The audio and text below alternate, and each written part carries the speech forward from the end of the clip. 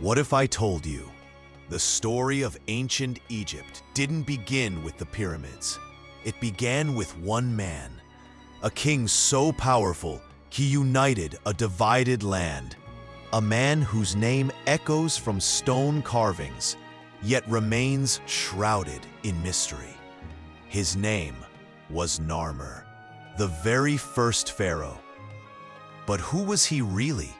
And how did he turn two rival kingdoms into the most legendary civilization in history?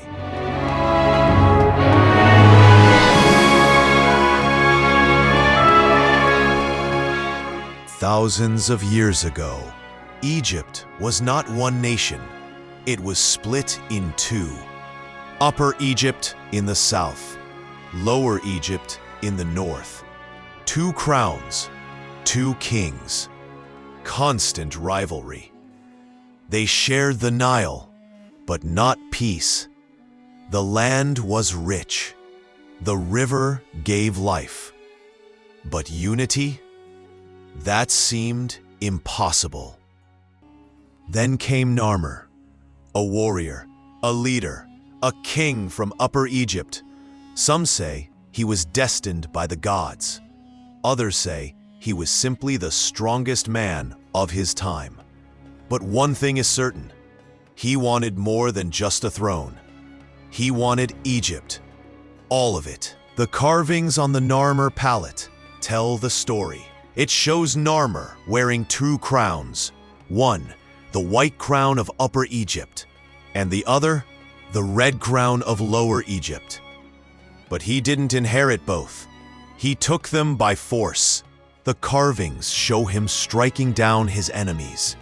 Rows of defeated soldiers, the gods themselves watching over his victory. But was it a single battle or a long, brutal war? Historians still debate this mystery. After his victory, Narmer did something legendary.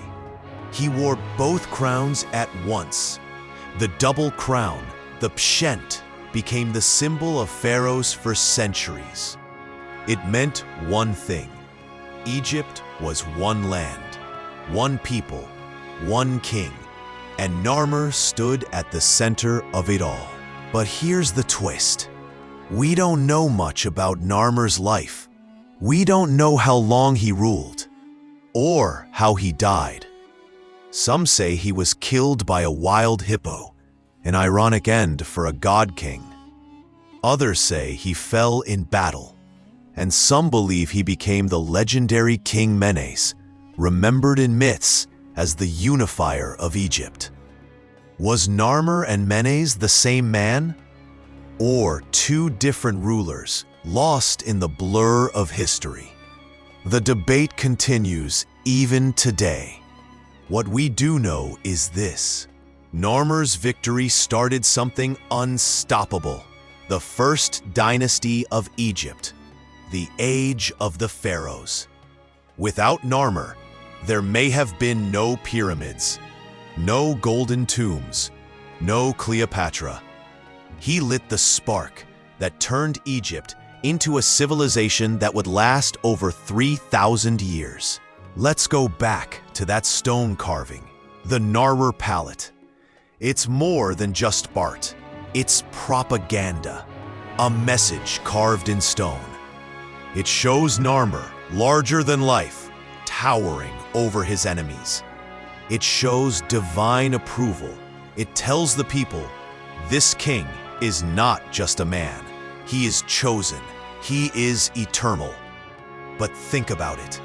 If this was propaganda, how much of it was true?